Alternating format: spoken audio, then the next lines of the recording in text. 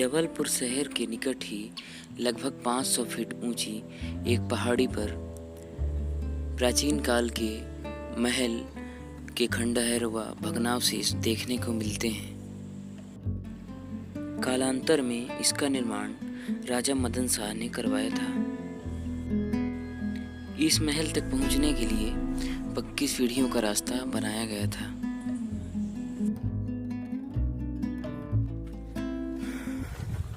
और अभी हम जो है इस पहाड़ी के शिखर पर पहुंच चुके हैं और इसी शिखर पर स्थित है मदन महल, जो जाना जाता है महारानी दुर्गावती के किले के रूप में।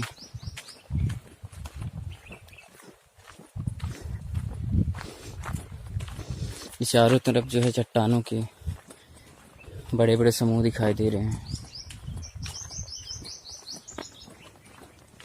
बांसों की झाड़ियाँ भी काफ़ी है यहाँ पे।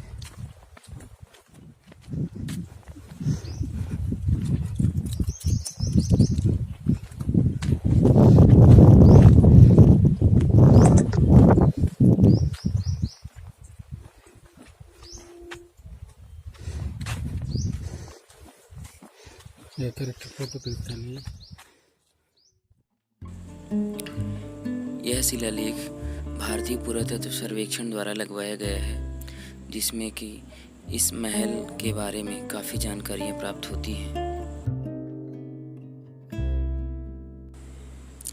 यहाँ का प्रमुख आकर्षण महल का यह हिस्सा है, जिसका पूर्वी हिस्सा एक बड़े शिलाखंड पर निर्मित है, जबकि पश्चिमी हिस्सा छोटे शिलाखंडों पर आश्रित है। यहाँ दिख रहे बड़े से दरवाजे के अंदर प्रवेश कर महल के सबसे ऊपरी हिस्से तक आसानी से पहुंचा जा सकता है।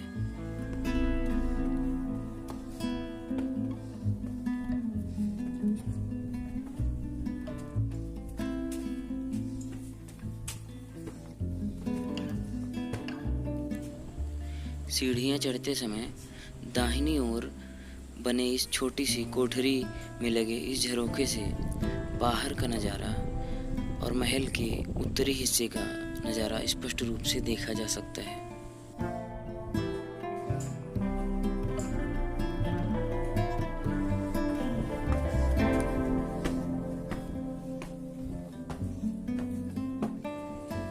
यह स्थान इस महल का सबसे ऊंचा स्थान है। साथ ही पहाड़ की इस चोटी का सबसे ऊंचा स्थान भी यही महल है। बताया जाता है कि यह महल एक चौकी के रूप में इस्तेमाल किया जाता था।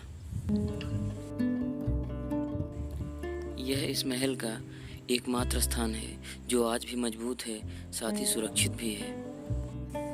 जबकि इस महल का एक बड़ा हिस्सा समय के साथ काल कलवित हो गया, जिसके खंडहर व भग्नावशेष मात्र देखने को मिलते हैं।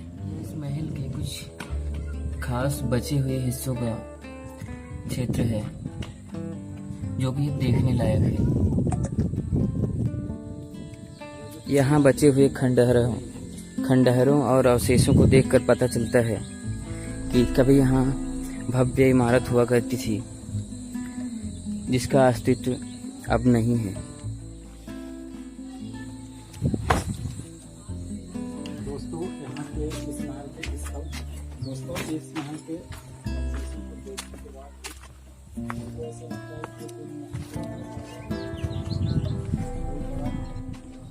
इस महल के उत्तरी हिस्से में बचे हुए अवशेषों को माना जाता है कि यह यहाँ घोड़ों के अस्तबल के रूप में इस्तेमाल किया जाता रहा होगा।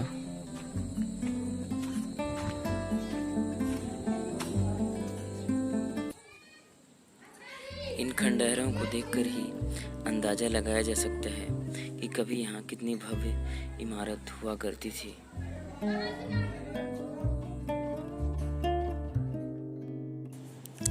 इस महल के उत्तरी हिस्से में यह बावली स्थित है, जो कभी यहाँ रहने वाले लोगों की जलापूर्ति का एक प्रमुख स्रोत हुआ करती थी। इसमें उतरने के लिए चारों तरफ से सीढ़ियाँ बनी हुई थी। दो तरफ की सीढ़ियाँ आज भी मौजूद हैं, जबकि दो सीढ़ियाँ ध्वस्त हो चुकी हैं। यह भूमिगत रास्ता भी कुछ है अंदर बावली तक ही जाता था, ब्लॉक है लेकिन मलबे और अवसाद से होगा पहले ढके होने की वजह से होगा। यह पूरी तरह बंद हो चुका है। जो फर्श की मिट्टी दिख रही है उसमें चारों तरफ दरारें आ गई और थोड़ा दबा हुआ है, ढह गया होगा। तो ऐसा लगता है कि यहीं से धूल माटी आते आते जो है कि जाम हो गया होगा। हाँ यहाँ इसका से शायद नीचे कनेक्शन रहा होगा। हो सकता वीरांगना रानी दुर्गावती गोंड साम्राज्य की एक महान शासिका हुआ करती थी। उनका संबंध भी इस महल से रहा है। इस कारण इस जगह को रानी दुर्गावती के महल के नाम से भी जाना जाता है। इस पहाड़ी पर कई अन्य दर्शनीय स्थल मौजूद हैं जिनका भ्रमण किया जा सकता है।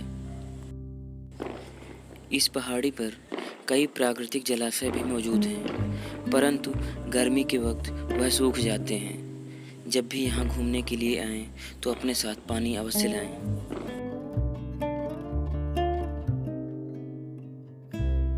महल के ठीक नीचे ही यहाँ पर भोलेनाथ की गुफा है, जो कि कई बड़े चट्टानों की समूहों के बीच में स्थित है।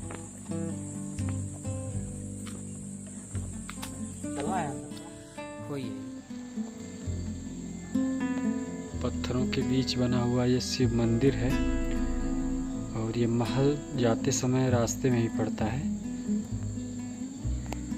तो सोचे कि दर्शन करते चलें। ये गुफा के आकार का है।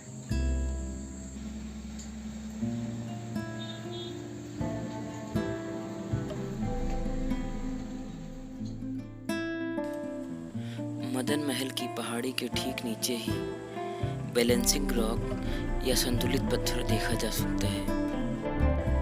यह पत्थर किसी अजूबे से कम नहीं लगता है। जैसा कि आप देख सकते हैं कि यह पत्थर आकार में काफ़ी बड़ा है और नाम मात्र का सपोर्ट निचले पत्थर से इसको मिल रहा है। बावजूद इसके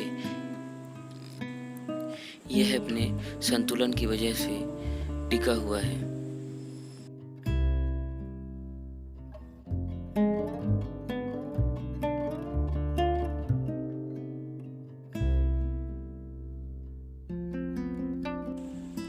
इस तरह की गोलाईदार चट्टानें यहाँ भारी संख्या में पाई जाती हैं और इन्हें देखने के लिए दूर दूर से पर्यटक आया करते हैं।